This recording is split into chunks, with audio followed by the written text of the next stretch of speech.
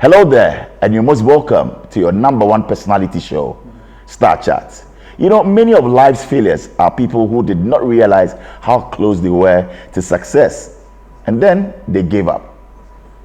Thomas Edison said that. Well, tonight we're pleased to have right here in the chair with us a man who wears one of the most difficult hats in this country. He probably takes more criticisms at his job than the president or the opposition leader, but he's born to do it, if you ask me.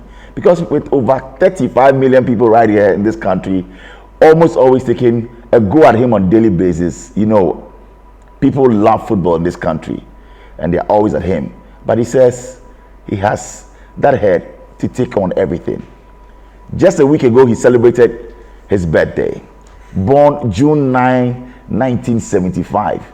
Wow, that makes you 40 now. You're turning 50 already. And he was born in Hamburg, Germany. Well, a renowned Ghanaian German football coach and former professional footballer. I remember him way back in 2006 when he received that national call-up. Well, with a career spanning over 2 decades, his journey is one of dedication, passion, deep understanding of the beautiful game we call football. And I have lots of admiration for him and respect as well. His football journey began in the bustling streets of Hamburg, and then he moved on. He loves the sports at a very young age. He joined the youth academy of Hamburg SV, I should say, one of Germany's premier football clubs, where he honed his skills and then also developed a keen tactical acumen for football. His versatility on the field is just something else. We'll talk about his professional career, but we'd like to welcome him, the man who's at the helm of affairs of the Ghana Black Stars, Coach Otto Addo. Most welcome, Coach. Thank you very much for the kind words. Really appreciate it. You're most welcome, and you on Star Chat. Well, Star Chat is proudly brought to you by MTN everywhere you go. Also, a big thank you to Haptel. Haptel has some great news for everyone. And we send a big thank you as well to GCB Bank and to Bills for supporting us. So, we're live also in Kumasi on Ultimate 106.9 FM. We're live in Takrady on Empire FM. And here in Accra, is Starr 103.5 FM. And around the world on Facebook as well. You're most welcome. My name is Bola Ray, and this is Star Chat. Coach, once again, welcome. Thank you very much. Now, walk us through, for me, it's a privilege sitting down with you to talk about the great game of football. Most importantly, also about the Ghana Black Stars. 2 matches that you've actually, gone through, and you being the overlord as the permanent coach. Tell us, how are you taking these 2 great results, Coach? Yeah, first of all, big respect for the support, but also for the game the guys played. We had 2 difficult matches where we were behind and we always came back. This shows, I think, the mentality and the spirit which is in the team, and I'm very, very grateful to have these kind of players in the squad, and I'm very, very happy that we, through all the difficulties, got 6 points at the end, and I hope that we can build up on that. I can see that you're geared up for action. You're into it, and you see the players as your brothers. How is team play like in the Black Stars with you coming back and all of that? How's your relationship with the footballers like? I think it's difficult to say. I think from every coach's point of view, he has a good relationship with players. I think surely I have a good relationship with players. Things get easier if we win. That's also for sure. Right. And I have to say that they're well behaved. I always try to bring out the right culture, the right habits into the camp, and I think this is the basic things for if you want to have success with the team. What kind of coach are you? Are you that kind of leader who is hands-on, who's very aggressive, who is a no-nonsense coach, or you kind of sometimes lay back, let them have their way, and see that, look, things will fall in place? What kind of coach are you? I think I'm everything, you know. So that. it depends on the situation, you know. Because the situation, I think it's like at the end, I have to say, it's like raising kids, you know. Sometimes you have to hug them. Sometimes you have to give them a little slap on the back. Yeah. Sometimes, so, and then also they're different. Some need more talks. Some you have to leave them in their own space. Some you just give short comments. Some you take your time a little bit more. So everybody's different. It's about going on and also interacting with human beings, and somehow, so you know, you need to talk more to get out. Maybe you have some personal problems, maybe they have some different problems. Sometimes you have to give them the confidence to play. So coach, you have that listening ear to even get to know their personal problems, right? I try to take my time. Wow. So even before the camp, we talk to the players, me, my assistant coach, and to be honest, we try to talk more to the players which are not playing, and and also when the players we didn't call, I called them myself, just to explain to them why and what they can do. And sometimes it's a difficult situation because we have to be fair to everyone, and some play in higher leagues, some play in lower leagues, so we just explain it. And I think it's very important to take especially more time for those players who are not playing, because in all we need a good support from the bench, from the stands, and this is what makes a team. What a great leader. I think that we're also taking lessons in leadership, not just in football, but with all that you are coming up, the insights are just phenomenal. Let's stay on the 2 matches. You know, what kind of preparations did you put into these 2 matches? I mean, look at the performance, just awesome. How did you prepare for this game, if you let us in? To be honest, we prepare like always. So we always take, especially their last matches, which we analyze with my analyzers, with my technical staff. They help me a lot. Big thank to them on this point, to prepare for the games, because we want to know what are their weak points, what are their strengths, which system do they play, do they change sometimes, do they change if they're behind, do they change their system if they are leading, which player do they bring in, so we know what we expect, and we can prepare our players to every situation. And this is what we always do. And then at the end, we try to find a system which fits their system and which can beat their system best according also to our players and to my style of play. Right. We can all attest to it, that, but the first 2 games, the first half, we struggled a bit. Then we picked up in the second half. Like Benny said, well, we woke up in the second half. What accounted for the slow starts of the game, coach? First of all, it's so whatever plan you have, there's an opponent, and he also has plans, and then sometimes also they change things.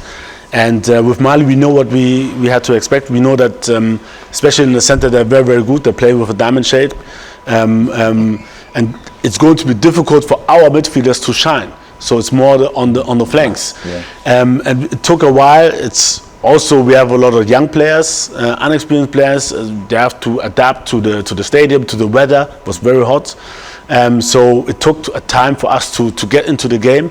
But after a while, we knew where the threats are, where our chances are, and then in the second half, I think we came in better and we had a lot of chances also. Right. So 6 goals in 2 matches. I mean, 2 away against Mali, and then also against Central African Republic, we had 4. Is that the strategy? I mean, is it down to the team that you are building, that you are doing ultra attacking? No, not really. Surely we know where the weak points are and where we have to go through, and in which situation we can go through to get a goal. I think with the offensive part, I was very happy. But this also starts at the defense, because with blocking balls, with winning balls, playing fast forward, or with distributing to the right channels for us to score goals. So everything is connected. And the defensive part, I was surely not so happy. We you're not happy with the defensive part, right? Yeah, surely. At the end, we conceded too many goals and allowed too many chances, especially also in the first game, but also in the second, we collected too many goals. But this starts also with the offensive. It's the offensive part who should try to block long balls into a half, to block crosses, to stop them in their build-up. And so it's all a teamwork. It's not about, like, I'm not happy with the defenders. It's the whole team, and this is how we should look at it. I love that, and you're being fair and just saying as it is without fear of favor. Clearly, like you said, we conceded 5 goals in 2 games. Are we struggling with the defensive pair? I mean, at the back, what is your take on that? Is there a general lack of defensive discipline for the team, coach? No. So first of all, we conceded 4 goals, not 5. Okay. And I think, like I said, it's the whole teamwork. So we have to be more aggressive in the midfield, up front also, a little bit better with the pressing, so that we don't allow them to make these kind of passes like in the last game. But also, our defensive line has to learn from the mistakes they did, and it's a teamwork, and there we have to put our emphasis on to be better on that. I also, as a coach, my assistants, they have to help me the next time we meet. And also after the games, we talked about it. But the next time we meet, to train it, to have patterns and to recognize patterns and situations, when to drop and how to defend better. And yeah, hopefully they learn from it, and we'll get better. Coach, will you say that these games have given you a fair sense with regards to the players to choose, and now you can confidently say, well, these are the positions that I want them to grow into? Will it be a fair assessment to use these 2 games? Not really. I know. I mean, most of the players, I knew them before, and we have been observing them the last 4 months. So we know what their strengths and weaknesses are. We try to help them to work together as a unit, because they come all from different places, and then also to work on the weaknesses especially. And this is the hard part, because we just have like 1 week, 2 weeks preparation, and then it has to work. And this is the hard part, to get it in their heads and into their legs as quick as possible. It's not easy, but we keep on trying, and I know that with time we'll get better. I watched an interview, I think that after the match, and Jordan was saying that, well, over the years he's not really played where he feels that he should actually be and give up his best. And it's as if now he's doing, even at where he is and all of that, he's now in his full bed and he's giving up his best now. Is that what you also see now with where you played him? And yeah, I think, like I said in the press conference before, especially offensive players are only judged by goals, but there's a lot of defensive work they have to do, and I think John did quite well the last year. Surely this is his favorite position, but I know that he can also help at the flanks or in the midfield, because he's good in closing lanes. He's very, very tactical, defensively disciplined.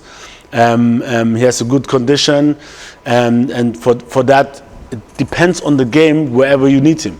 And I thought in these games we needed a number 9, but I don't know, like say when we play next year in Chad, where he's going to play. So it's difficult. Therefore, I have to analyze Chad first, see where I can use which player in which position. And for me, it's always more important that we win as a team. It's not about the individual player, it's about the team, and it's about where you put the players to do the best for the team. Sometimes John will shine, sometimes maybe another one who scored the goals will shine, but for me it's always teamwork. Fantastic thing that you brought up. So it's not about where you're comfortable at playing or where you feel you'll shine, but where, according to the game, each game to their own, where you feel that I will need you the more. Yes. Let's talk about the goalkeeping department as well. There was Wallacott, Ofori, Atizigi, and all of that. We keep shuffling them over the years. Tell us, who? I know you don't want to stick your neck out, but over the years you played Atizigi some more. What kind of goalkeeper do you look out for? What are the things that you look out for? Yeah, I mean, for me, always the to decide who's playing and who's not playing. So the basics are how are their performance in their club, and it's surely easier for me to judge on somebody who's playing. And Atizigi is player who was playing for his club. He's the number 1 goalkeeper, and this is what I can give to the players, but also to the goalkeepers. Surely, if you don't play, it's difficult for me to assess on you. So this time I choose Ati. He also gave me a good impression in the training, and so surely he was a little bit ahead of the others. That's right. Playing in one of Europe's best leagues as a number one goalkeeper put him ahead, and this is why I can judge them from. So I have to watch on their performance in their clubs, and then on that based on that, I decide who will come and who will play. And you're comfortable with him? I mean, so far with what he's done with the department. Yeah. Clearly.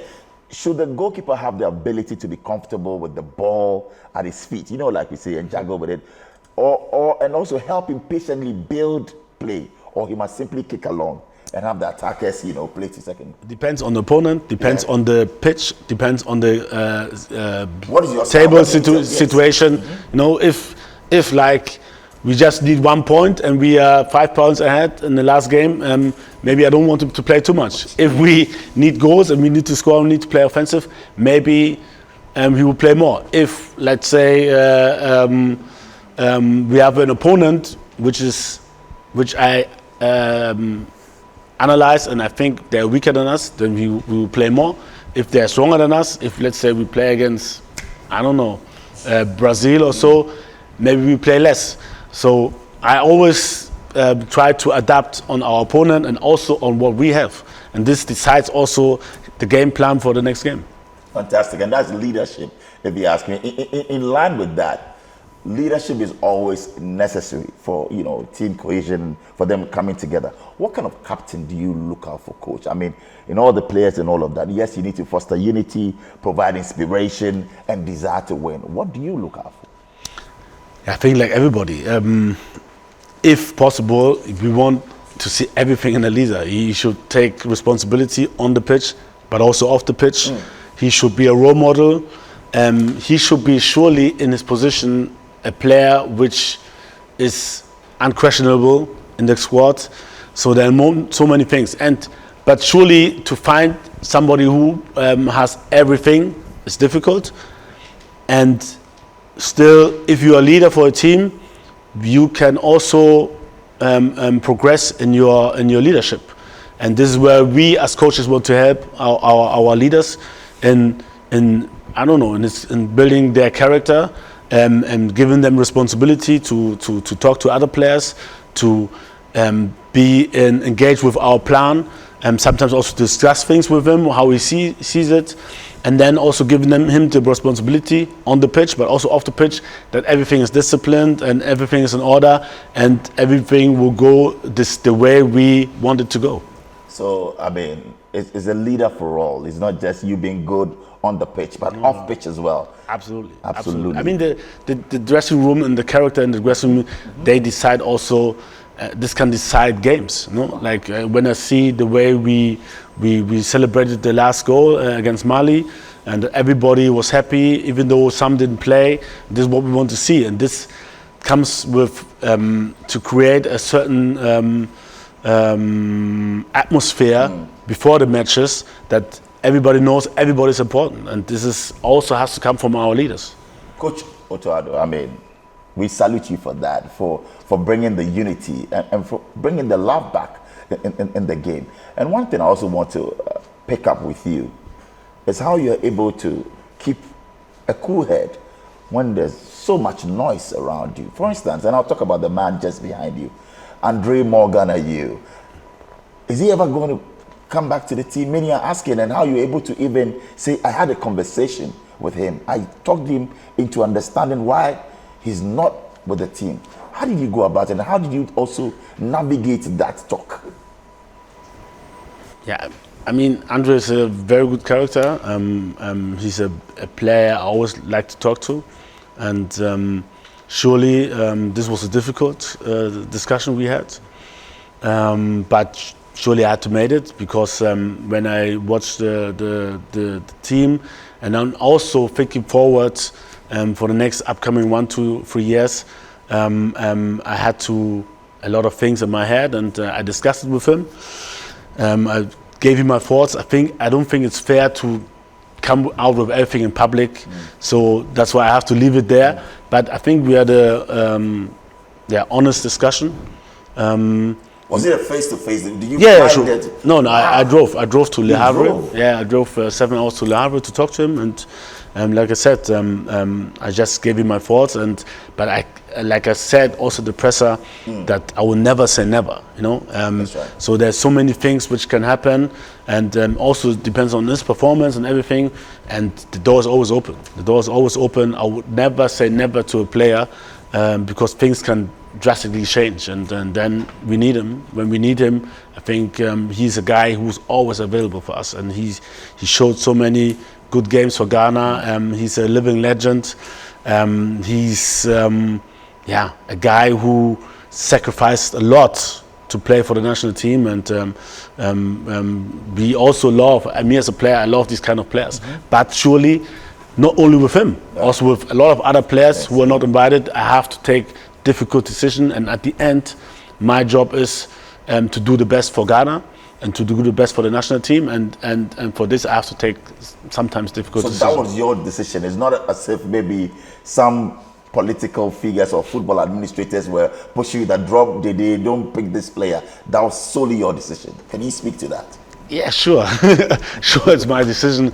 Whatever I do here in the national team, surely sometimes, I mean, we discuss things with our technical staff, but on the decisions which we make for players and on the field, at the end, I have the last word. And if it wouldn't be like that, I would never come here. And I have to thank the GFA that they never interfered. They never interfered in my... They can suggest, but you have the final say. Yeah, but even I have to say, the president, he left me alone. They left me alone with the decision, and I think that's the best way it can work. Because if there are too many interferences in this and that, and I know it's not only a thing which happens in Ghana, and it's normal sometimes also like in Europe when president suggests this or that, but at the end the coach has to have the last word. This is for sure. And for me, I'm always surprised when people are asking me this and that. But me, I'm not that kind of person. If it would be like that, I wouldn't be here. You go? Yeah, sure. Interesting. You are a strong man, because looking at the Addo brothers and who their father is, and even the love that you have with the bond, you know, being with him, and then his brother as well, Jordan, driving over to have that conversation. When you were going back to Germany, what was did you say to yourself that, well, is the mission fulfilled, or still you had some doubts and you weren't comfortable? No, I was very comfortable with the decision, but surely I'm a human being. Yes. And I like him. I like him. I really, really like Andre. And is that one of the most difficult decisions that you've taken in your life? 100%. Because it's, you know, to me, it's not only a player, it's also a little brother. Like a brother, like a friend, you know. And it hurts me myself. No, I know it will hurt him, and it's difficult. It's difficult to take this, and I know how it is, especially if you're an elder player and you've not been called. I've experienced this myself, but coach, so I know what he's going through. Bringing him on board just to act as an inspiration to the team, maybe on the bench and all of that. You think that you didn't have a place for that? We thought everything out, and like I said, I can't really discuss about everything. But this is the decision we took, and I'm sorry, but I want to leave it. Sure, no, I grant you that. So I think that is fine. Let's talk about the players, you know, called up and all of that. We should expect good football and not wins, right? You always said, is that your way of, you know, dampening the expectations and parry away pressure from? Because you've said that we should expect good football. It's not wins. Can you explain that? This is my job. I think Ghanaians love good football, and this is my job to try and let them play to their strength. But this also, and this everybody has to be aware of this, it comes also with mistakes. And I know that when mistakes happen, we can also lose. If you don't want to play a good football, you just kick the long ball, you stand back, and then it's not nice. And if you even lose, then I think this is the worst. So we have to try and play. And I know these are the strength of every Ghanaian player. He wants to play with the ball. That's why they started. When you look on the streets, how the kids play, they want to play with the ball. They want to try. They want to go 1 against 1. And this is my job to create these situations. But football, I know football as a player also, you can have 80% ball possession, you can try and score, then there's a post, the goalkeeper will save, your opponent goalkeeper will make a lot of saves, and the goal doesn't go into the net. One counter attack and you lose. So I know this can happen. Even though maybe you played a good game, it can happen that you lose. It happens a lot of times and will happen in the future as well. Thomas Partey mentioned it to the Vice President, Dr. Baumia, in Kumasi, that, the state of our pitches, bad pitches in Ghana. What is your take on that? And how do they affect a game of football here in Ghana? For us, surely it will be better if we have better pitches because we want to play football. And for this, we need better pitches. But I'm not an expert. I don't know in these conditions and I don't have the budget. I don't know nothing. But surely it will be better. But it's difficult to judge if you don't have the background information and if it's even possible to create this better pitches, because also it has to be maintained. So a lot of money has to be put in that. And it's not easy. But look at the state of football now, Otto Addo. Do you feel that it is an SOS, call or situation? Is it something that is urgent that we need to call on our leaders that, look, we need good training pitches? I think it has been addressed. Not even the last time we met the Vice President, Thomas addressed, but even before. And surely it's on the agenda. And I will be pushing for that, especially if it comes from the players. But also I think the whole FA and the sports minister, I heard it, and they will be pushing for that. And I hope that we can realize better pitches here in Ghana. Great. Once you mentioned the FA, I want to walk that, lane with you. Let's talk about the Ghana Premier League. Your sincere appraisal of the state of, the Premier League, the Ghanaian Premier League. I think it's very, very interesting. I was not, especially because I was not working for the FA the last 1.5 years. I was not too much into the league, but I see a lot of new upcoming teams. Samatex won the league. Yes. To be very surprising. And I'm really, really eager to have a deeper look into that league. Now, as I'm the head coach, I have more time. I'm fully working for the FA, so I have more time to have a look and analyze the league, and I'll do that. And I'm really, really curious to see the teams, the players more live. And then before I could just see a lot of video, or we sent, before when I was working, Didier Jamani was observing the league very, very well. Now John Pencil is observing the league very well. They're giving me reports about the players there, analyzing, observing, and the games, and really, really good reports. But surely now I have the time also to look for myself and to get an impression of the league and players. You mentioned that is interested. And you mentioned Samatex, but were you surprised? Kotoko Hearts, the big teams have now, gone under, and then Samatex coming up, Dreams FC, and all of that. How does that make you feel? Yeah, I think there's something happening now. So it's also a sign for good work. Good. Because I don't know if they have the same budget as Hearts or Kotoko. This one, I don't know. I'm not into that, but it looks like. There's a lot of good work being done outside of Accra, outside of Kumasi, and it's really, really interesting for me to see what are they doing, how do they prepare, who are the coaches to have talks that can give me some information about players, about how they play, about the character, about their setup, and will be really, really interesting to get deeper into these conversations. Coach, can you confidently assure us or tell us that you pick players from the local clubs for the Nations Cup or the World Cup? No, I can't, because I have to. No, at the end, it's about quality. Why? Okay. So I will look at the local league. I will look at Europe at players, and then at the end we will see. But for me, there's no. We shouldn't always divide. Like this is a local league, this is a European players or whatever. For me, the Ghanaian players and the best will play. And I will call the best, which I think, no matter where they are. Many have criticized you that, because you've mentioned that you prioritize foreign-based Ghanaians, I never mentioned You that. never mentioned that? Why should I do that? In the reports out there that people say, oh, Otto Addo is favoring those Ghanaians that are outside and not looking at the local league. You think that is wrong, right? That is not what So there are two things. Never, the number one, I never mentioned. Thanks for clarifying. I prioritized. Why should I mention this? I mean, why? For me, it doesn't matter where you come from, where you play. If you're good, you're good. If you're not good, or maybe not that good, you're not. And it's always close decisions. It's not like it's very, very clear or this or that, because also it's difficult to analyze the conditions under which players play. And I have to take the right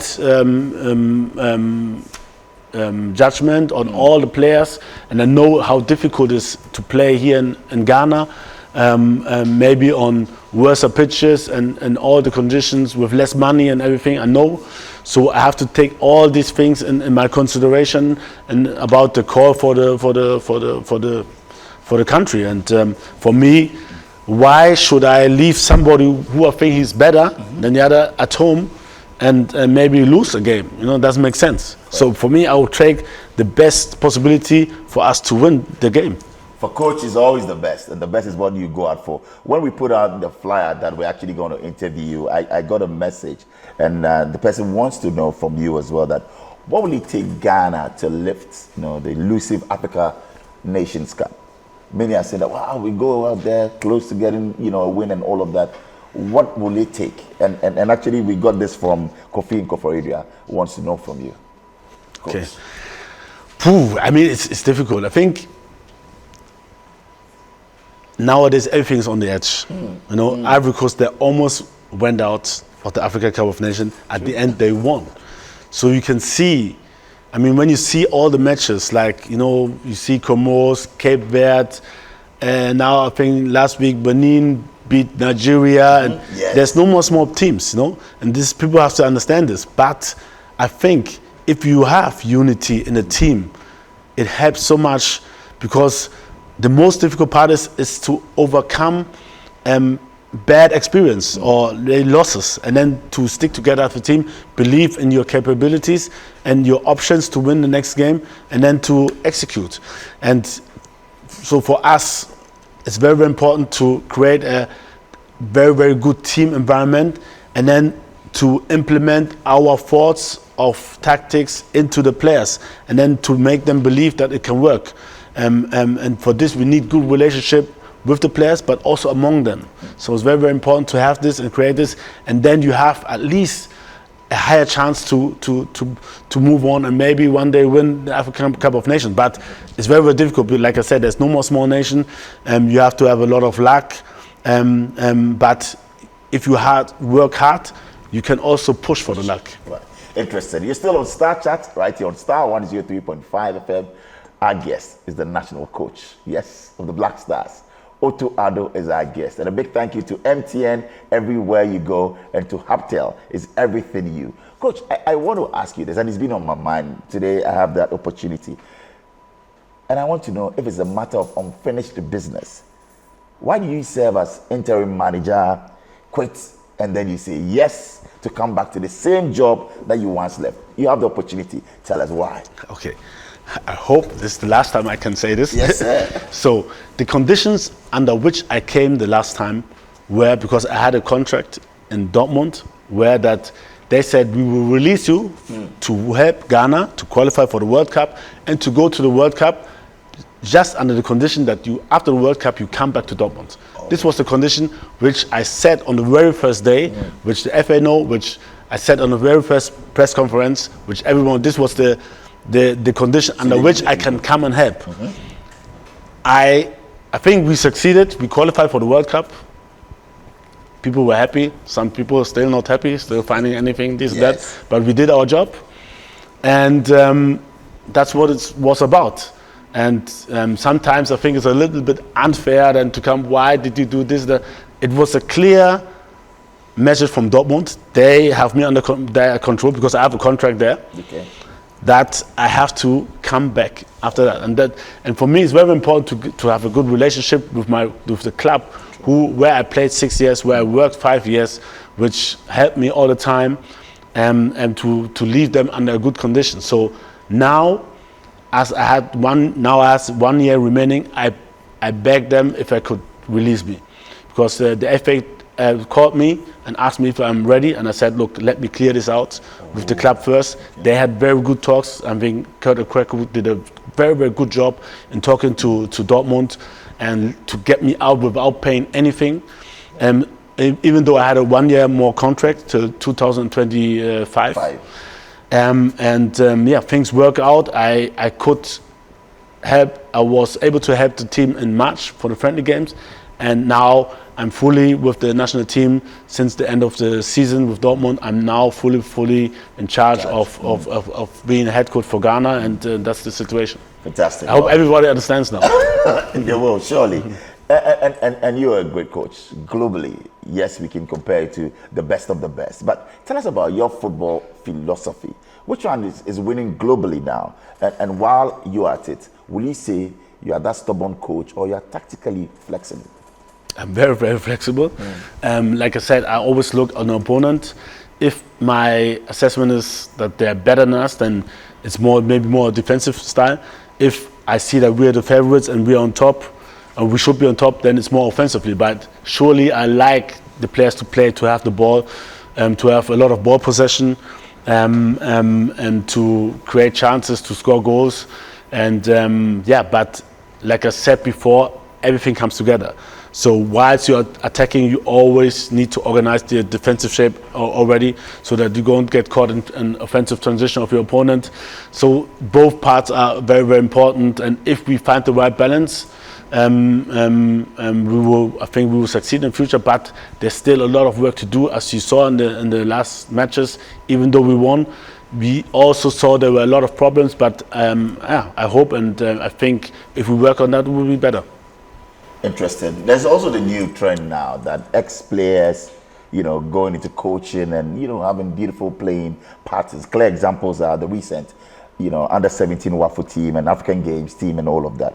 What are we doing right? We're seeing a lot of national teams now going for, yes, they are nationals to come coach them and all of that. What is it that they're doing right?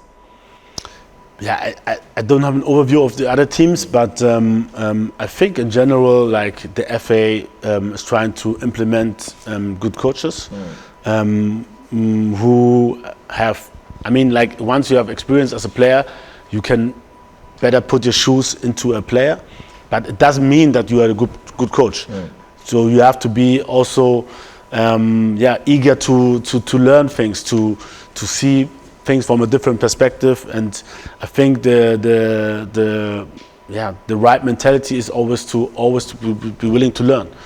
I have to have the mentality as coach. I want to get better. I want to learn. I want to watch matches. I want to analyze matches.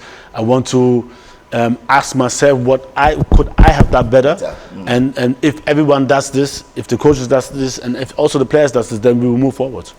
I love your mentality, and you mentioned that a positive guy you are, because you're always out there a step ahead.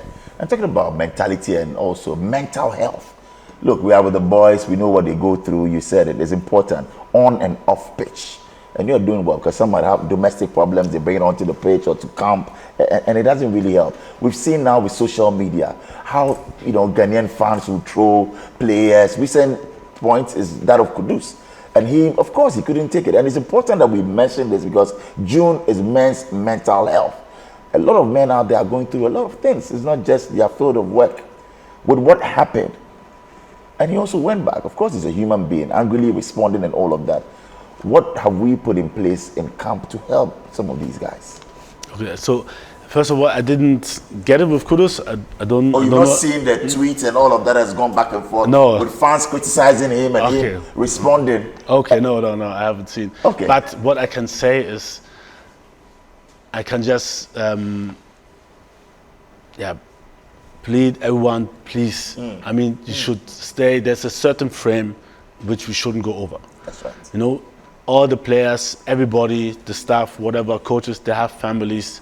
They have children which are also affected by these comments. And if it's just about the game, I think it's okay. But if you starting to insult and to just talk trash about somebody, I don't think so. First of all, you have to ask yourself, am I a Ghanaian? Am I willing that Ghana will win? Because with this, you won't help anyway. This is the first question. The second question is, you have to understand that you are hurting a lot of people with this. You know, if you are insulting me, my mother is hurt, my sister is hurt, my children are hurt. You know, and you have a high responsibility. Everybody who's on social media, especially also the press, have a high responsibility for that. And if our institutions, our media institutions start this, then it's the worst, because people are picking these words up. They don't understand. They're picking this up, and then so you have a high responsibility. Whatever you post or whatever you say, what if it's just about the game and about tactics, about what things players should have done better, then I understand. Exactly. But if it goes beyond that, if it gets personal, if it's insulting, then I don't think it's good, because it's not helping anyone. It's not helping anyone. Everybody wants Ghana to win, but with this, it's not happening. Well said, Coach, and I'm happy that you've used the platform to address such a very pertinent issue, because it's important. Like I said, mental health and all of that. But also on the other side, should the players avoid and not read comments on social media? Is there a policy like that, maybe before a game or after, just for their sanity? I mean, they're old enough, but we tried them not to get affected by these kind of things, because probably will happen also in the future.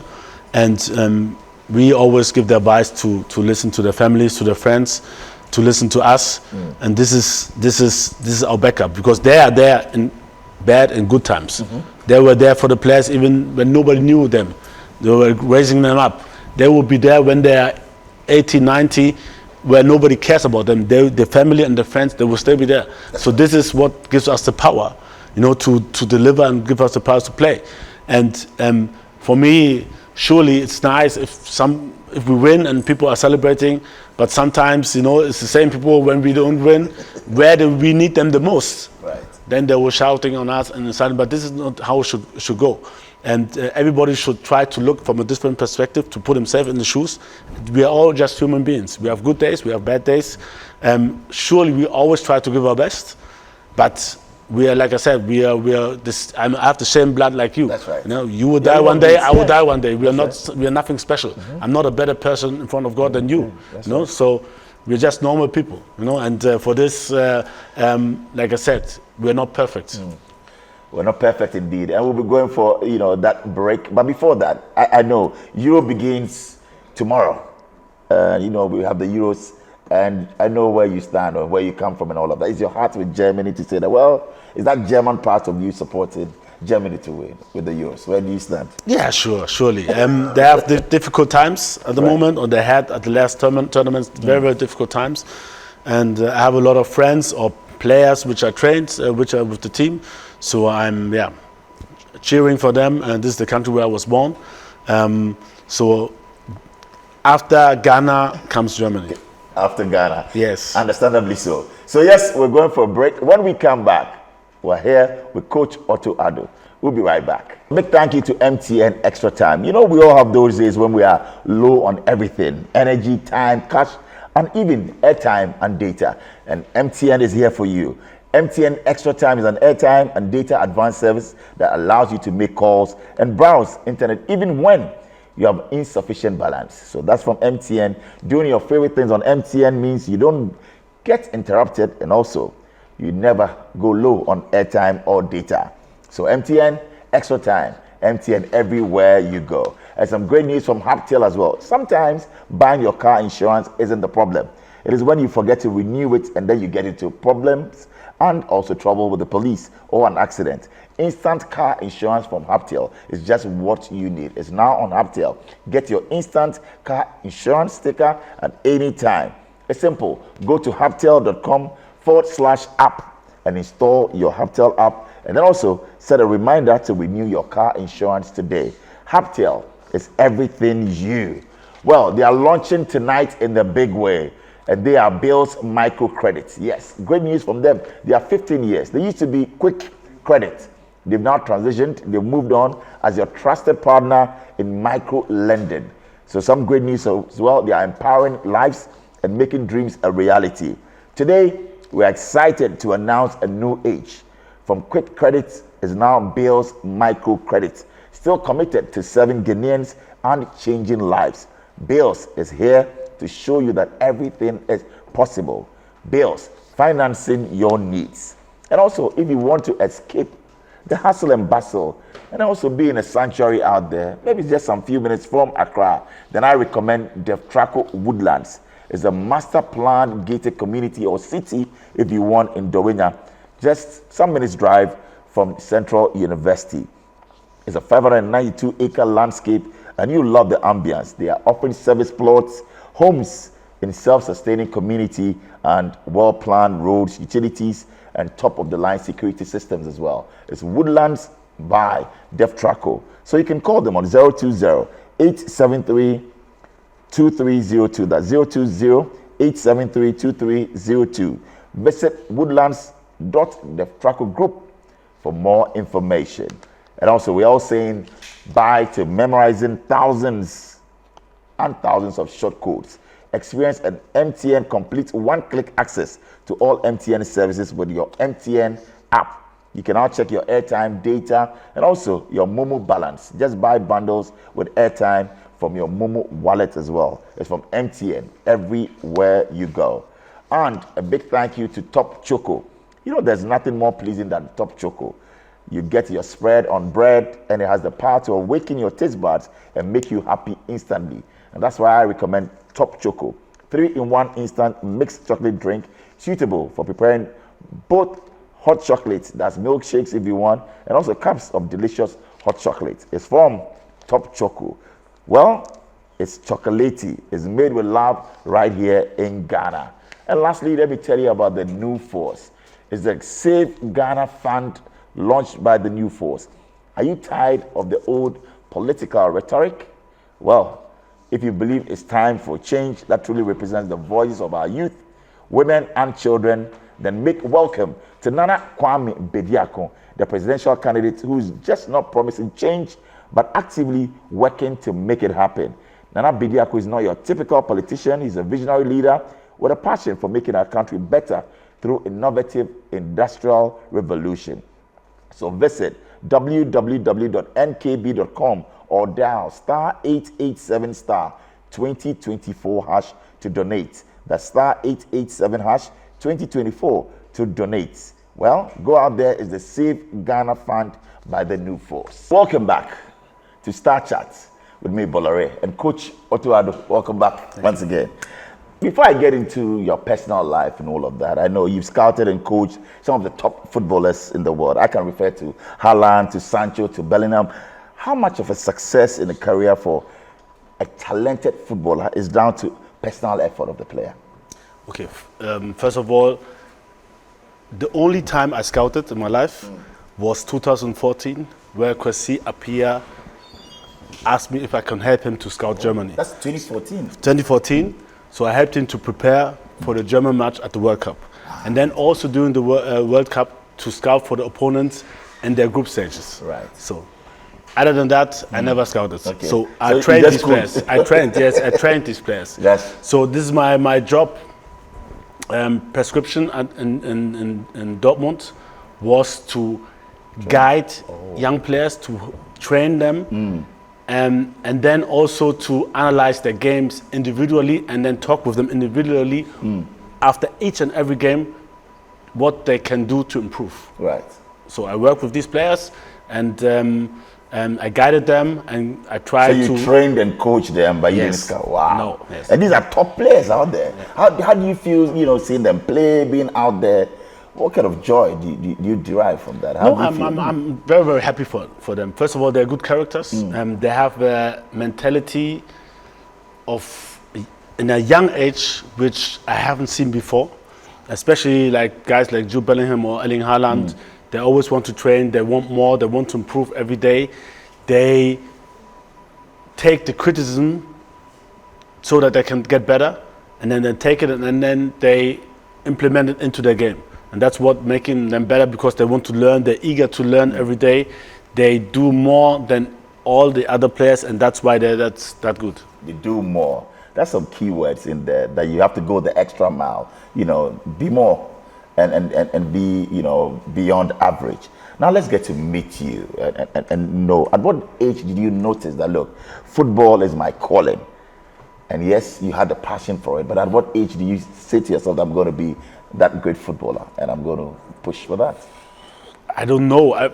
For me, I was always thinking both ways because surely my mother was always behind to finish my school, which was very important. So I always did the educational part, but played football on the outside. I started when I was 8 years old in the club, and then continued. And I was never sure will I make it. So I needed something on the other hand which I could rely on.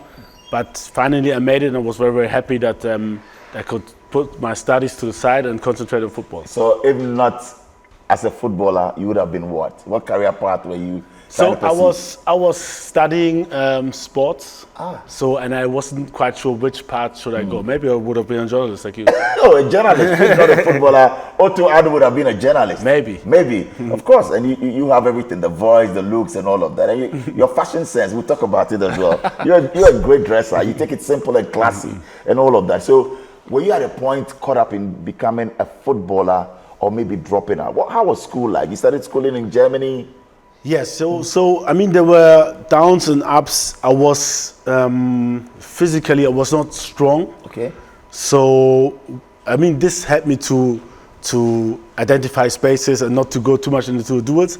But I was very, very self-conscious about myself, and I liked to go when I was a player 1-against-1 offensively, and I was very strong and hard defensive, even though I was physically not strong. So I was struggling to come into a first team, but finally when Hanover dropped into the 3rd division, I helped them to come into the 2nd division, and from there I took off, and I had a lot of offers, and I decided to go to Dortmund. Which year was this? Because many years we'll get to know you for playing for Hanover and all of that and what you did, but which year did you say, wow, this year was my breakthrough year? Yeah, I think when I was in Hanover 1998 and we made it to the 2nd division, I had a really, really good season, and we made it into the 2nd division. And then the second year in the 2nd division, me, Gerald Asamoah, we had some other young players. We were just really, really good. On our first year, we almost qualified to go to the 1st division. And then Dortmund came, and I knew that, okay, after the potential to be a good player in the 1st division, and then I chose Dortmund, and from there things went well.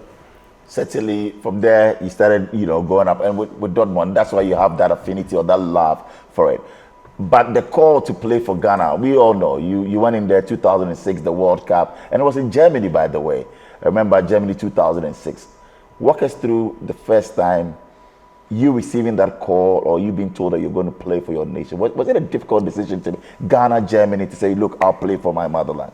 No, for me it was never a difficult decision. Even though I was born and raised in Germany, my mother made sure that we always had the connection to our family, to Ghana. We always, every holidays we came to Ghana. Okay. So I stayed here 6 weeks, playing with my friends in Bubuashi. Oh, you lived in Bubuashi? Yes, okay. yes. Right. So I always had the connection with them and with Ghana. And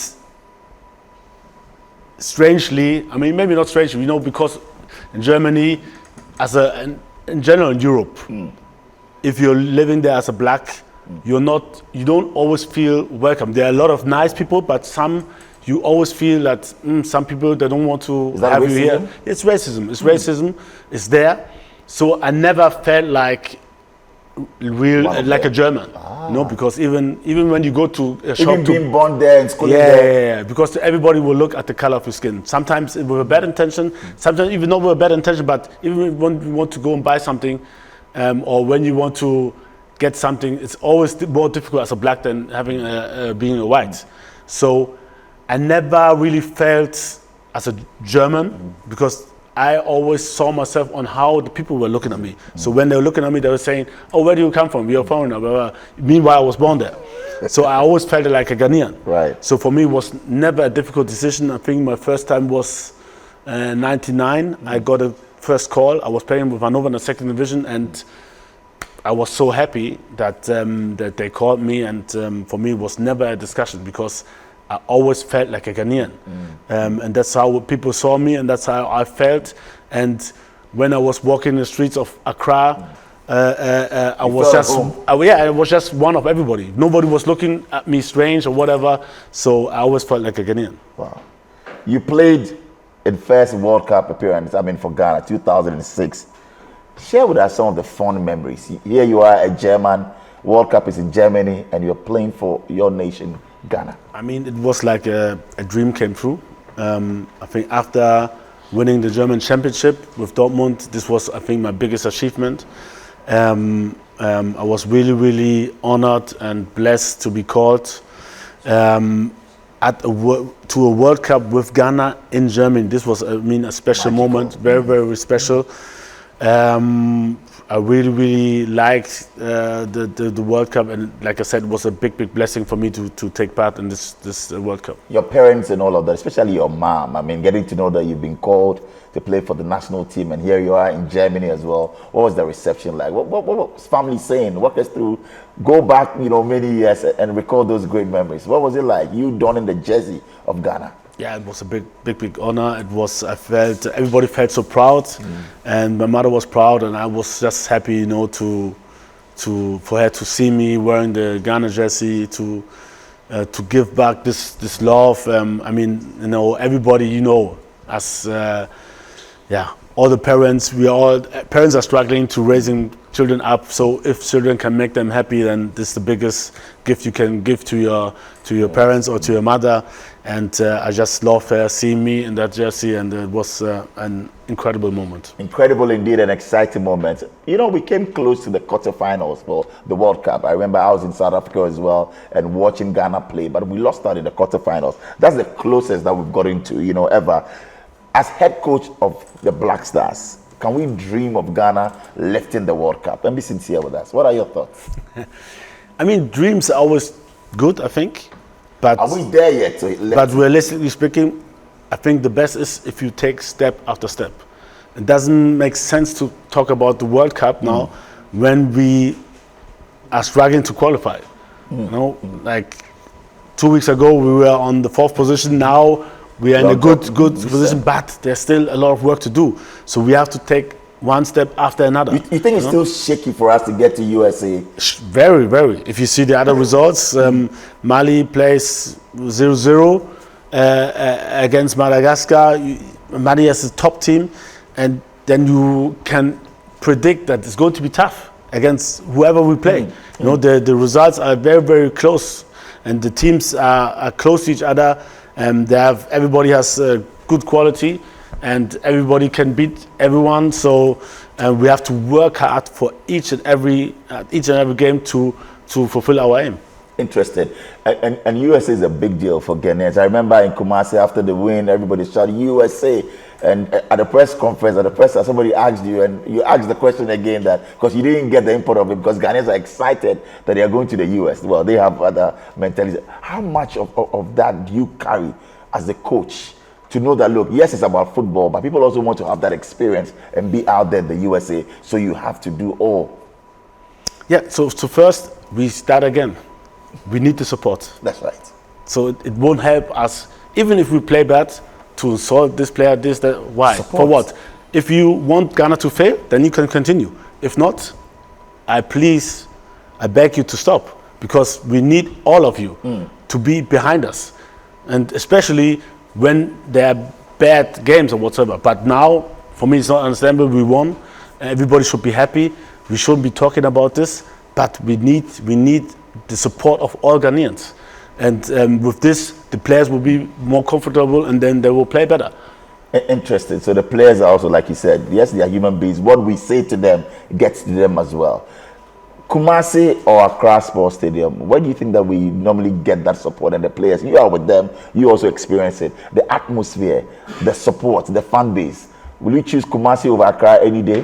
Actually, I don't know. I haven't played in Accra with the national team before. Right. Okay. Because we were not allowed to play in the stadium. Is it a decision by the FA to? No, I think the FIFA standards are not being given at the Accra Stadium. So we played either at Cape Coast or at Kumasi. Right. So, but surely I would also like to play in Accra and see the crowd cheering for us. You love that? Why not? Let's talk about when you're not coaching. What do you do? What do you do as a hobby?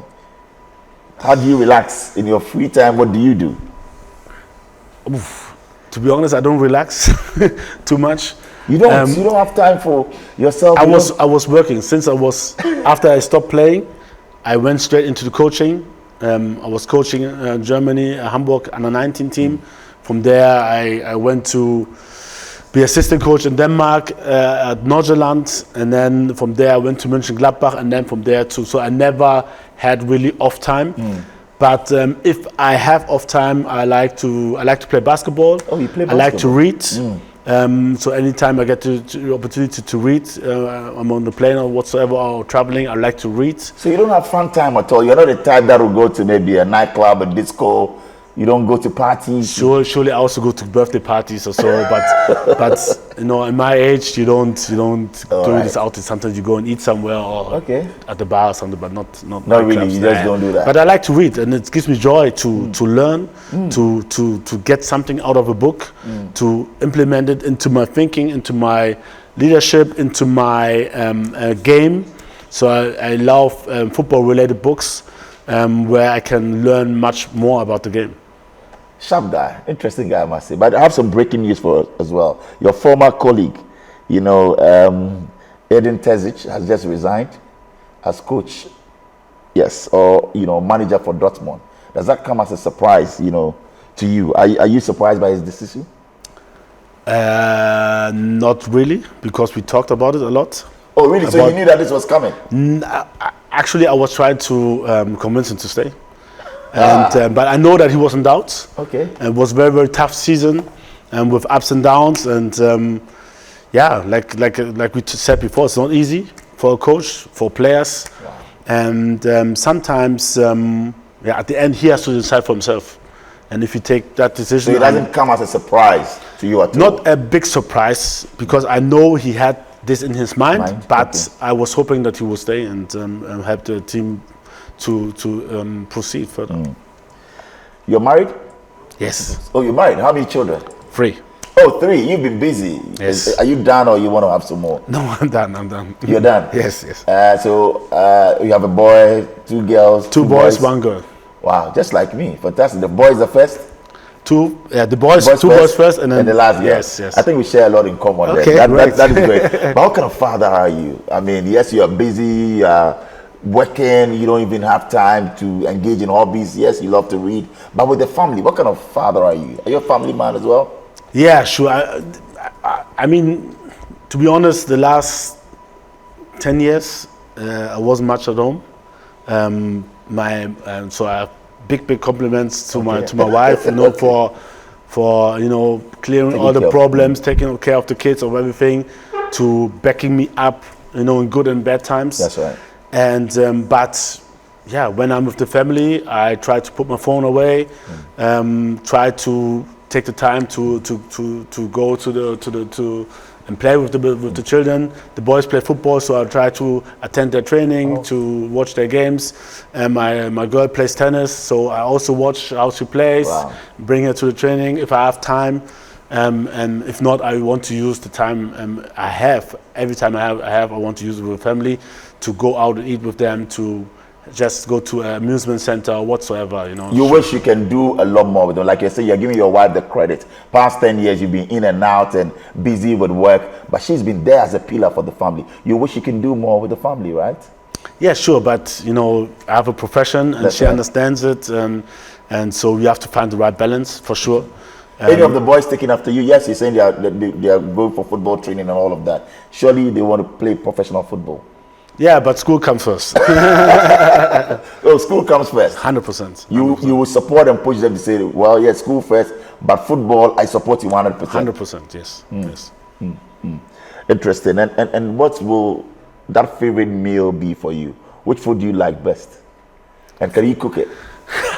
I'm so bad at cooking. Oh, you don't know how to cook? No, because and this to save your life. It's not my fault. It's my twin sister's fault, because she was always cooking for me, so I never learned it. Oh, you're a twin? And yes. Right. And now my wife is such a good cook, I wouldn't even try. You wouldn't even try, but what do you like to eat? I love kelewele. Kelewele? Yes. I don't you know can't if it's fry like kelewele?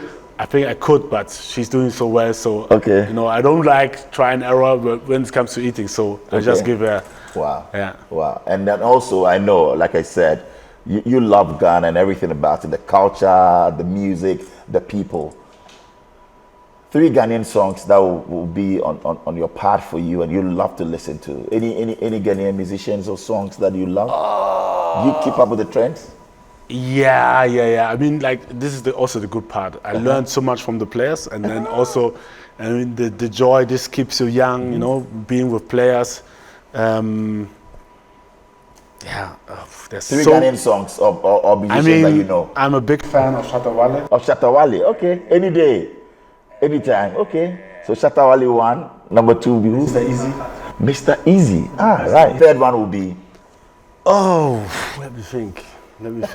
So many good musicians. So many good musicians. What is your take on Afro beats? You know, now taking over. We're there now. There's even, you know, Grammy Africa, and that's some great news as well. You think that Afro beats is taking its places, right? It's massive. I mean, like, even Europe, wherever you go, it's being played in Europe. You hear Afro beats in restaurants and at parties. When they go to a birthday party, they want me. Oh, also, can you get us an Afrobeat DJ? That's right. So I mean, it's crazy. It's everybody loves it. I think it's a music which is loved by everyone, and now it's even going higher and higher and taking different spaces, and so many different musicians coming in from whatever, South Africa, from Ghana, from Nigeria, from all over, you know. So in camp, do you give the boys a chance to, you know, maybe have your own parties, get-togethers, and play music? How's it like in camp? Walk us through for many that would not get to know.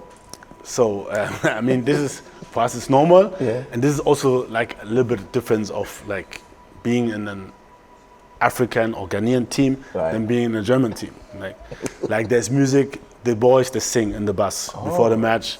We have a Jama on the pitch before at the last training. Do you know some of the Jama songs? I'm not so good in it, to be honest, but I love it. Yeah, miti, but yeah, at times, because there were boys there one English and not that good until sometimes. On the field, most of the times we can't English because you were players from Europe, one chin and yet that good. For that, better say make English there, or be a better. You're players from France, from England, from Spain, some Northerners, you know, they speak Hausa, and some will be Borga, so English is the best, I think. English, it's easy. And when you speak your trees, like Fanti or something, are you Fanti? No, I'm Ekwepim. You Ekwepim? Yeah. So our family is from Akropong. Yeah. Do you go there quite often? No, you have to. Don't tell me that you don't go back home. Not often, because my time is always limited, but surely... But you go to your hood where you grew up, or when you were coming to Ghana for Bubuashi, you go there a lot? Every time. Every time. There used to be some, you know, pork joint at Bubuashi at Ogo Road. I don't know, maybe you were at that bar, so you didn't really... Just by Accra Academy, you know. I was moving everywhere. Everywhere. You know, oh, right. You know, so when I was, I mean, even as a kid, when I was there, my mother, she saw me maybe at 7 in the morning, and then when it gets dark. You're out to play football or what? Football, we go around, we go Accra Academy, we go station, we go Sgt. Pepper, you know. Yeah. Okay. Doc, what's this Doc? What's that? Doc. Is this Docas? What? There used to be dance bar. I don't know which one you're talking about there. Duncan's. Really? Yeah. So there are a lot of sports. You had a great childhood then. But what was your favorite holiday destination in Ghana? I mean, you know Ghana from south to north and all of that. Where, if given the chance, would you love to say, I want to go there with family and have a good time? Where in Ghana would that be? Actually, we went to Cape Coast. Okay. When was that? Yeah. December. So I forgot the name of the hotel. It's great hotel. Okay. You know, a little bit outside of Cape Coast. You know, I think you know, but I forgot the name. I don't know whether Busia Beach or I don't know where you went to, but. So it's great. So it's very quiet. Yeah. We were once there with the team as well, and then also for us, it's always about learning. So for me, it was important with my children to go to the Cape Coast Castle, to learn about history, to have a view about what happened in the past, and so we had a good combination. You know, you're a great communicator and a marketer as well. I mean, with this interview that we've done, it's giving me a different perspective and insights also about you. I think that the Ghana Tourism Authority or the Ministry of Tourism should consider using the Black Stars as ambassadors of tourism and all of, especially you, because even your outfits when Ghana is playing or when you're out there talking about Ghana. So maybe I'm pitching for you to be an ambassador for Ghana in all of that. But what do you enjoy as we wrap up all of this? What do you enjoy doing the most? Is it playing football right there on the field or coaching a team? Which one do you? I think it's you always, if you're a player, you always like to play. You know, this is, I mean, the best part. You know, I'm really blessed and honored to be around this environment, to be around the players, right.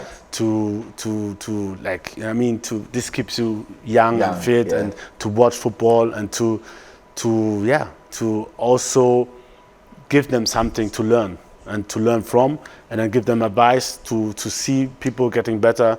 So I'm really blessed to have this job. Right. And I know you love the game and I love what you do as well, but as we wrap it all up, what is that word for the GFA? What do you want to tell them with what you've seen, with what is in place? The GFA? Yes. I just say the good things, look, yes, but also what can we work on?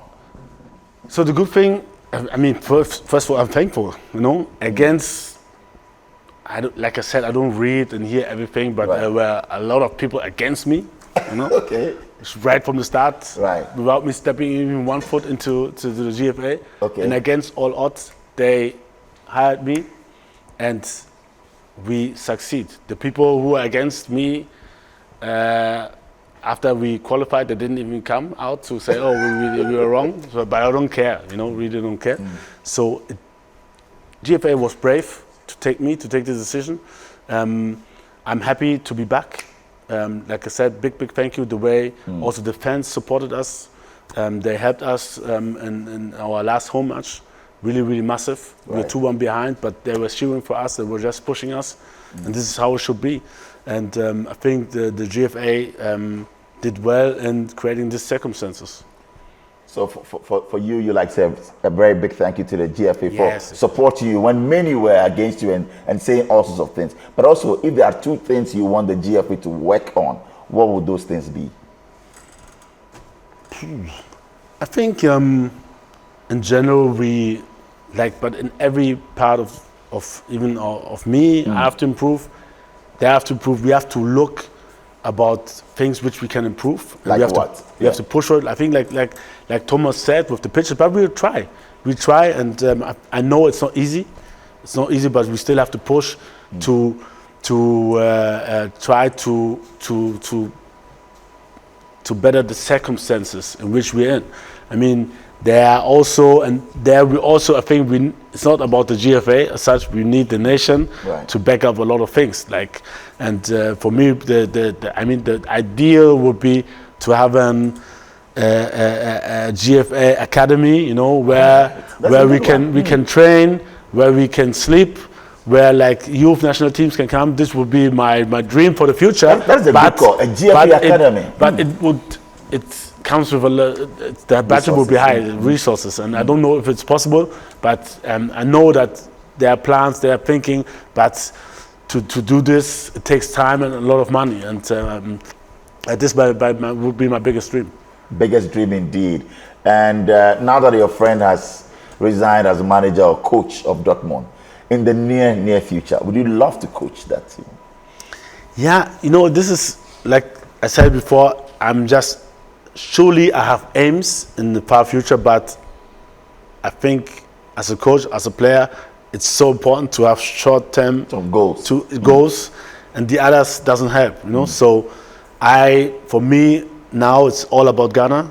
It's all about fulfilling our aim to qualify, and for this we have to go match by match and do our best to win each match. And if we achieve that, then we might go to the World Cup, and then we can think about other things. But for me, it's just Ghana now. You're focused on Ghana. Totally focused. Interesting one, and impressive as well. Many have also mentioned the names of great players that they feel maybe you can bring them together, speak to them to inspire the boys, because just like you, they've also been there before. Maybe like Sami Kofo, Asamoah Gyan, Michael Essien, Stephen Appiah. Do you have good rapport with them for them to also maybe call them and say, look, guys, what do you also think is a national duty? Yes, but they've been doing this. They've been doing this in the past, especially prior to the World Cup when we played Nigeria. They've been coming, they've been holding speeches. They went to speak out about their experience, and then give good advice for the players, what they can do. And I think in general they have a good relationship, and in future we would also try to invite them to come and help us and to support us. Fantastic. Your biggest fear in life will be, what are you afraid of when all is said and done? What is your biggest fear in life?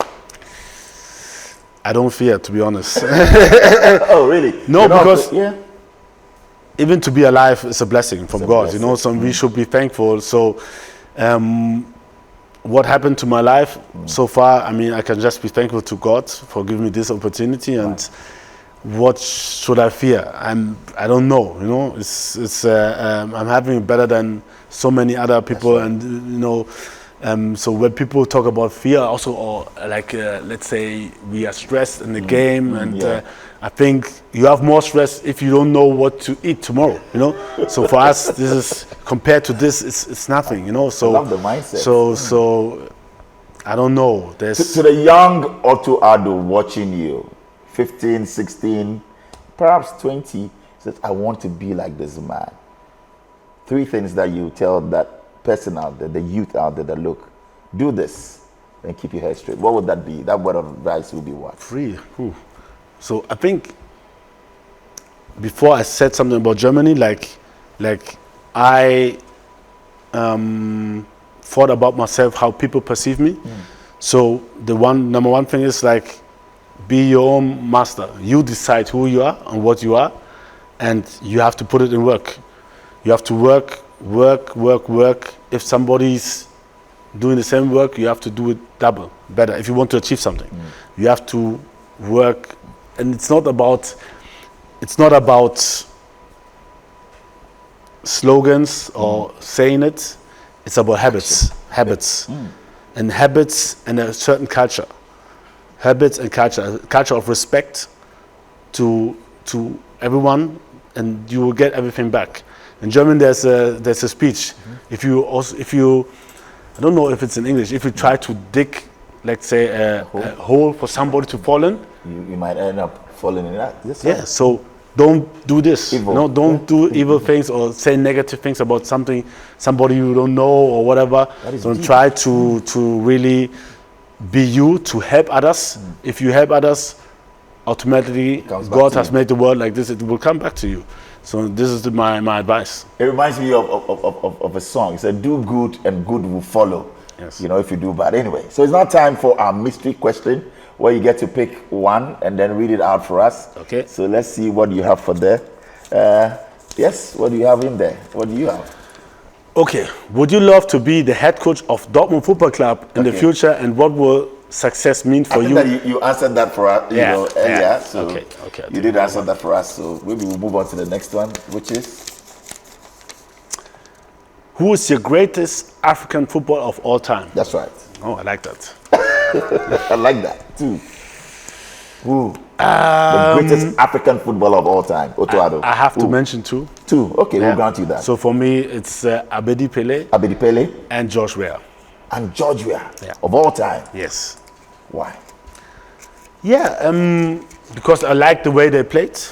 It gave me, as a young guy, great motivation. Although I had my mentor with Tony Bafo always helping me, supporting me, since I was 13, 14. Wow. Those players, were my idols. And then if you see then also off the pitch, especially George Weah, whilst Liberia were having a war, he was using his funds to get teachers into the camp, even here in Ghana, to teach the children, because when you're having war, the entire generation is losing the education. That's right. And so he took almost, I think, like 80% of his money to build on this. So if you go to Liberia and ask somebody what he is, he said, oh, maybe I'm a teacher because George Weah paid my teacher those days. Yeah. So for me, those two are big heroes. It's been a great time having you on Star Chat, Otto Addo. Thank you very much, and God bless you. The very best we wish you. Thank you very much. Thank you. So it's been wonderful right here on another edition of your #1 personality show, Star Chat. My name is Bola Ray. Thank you, and God bless us all.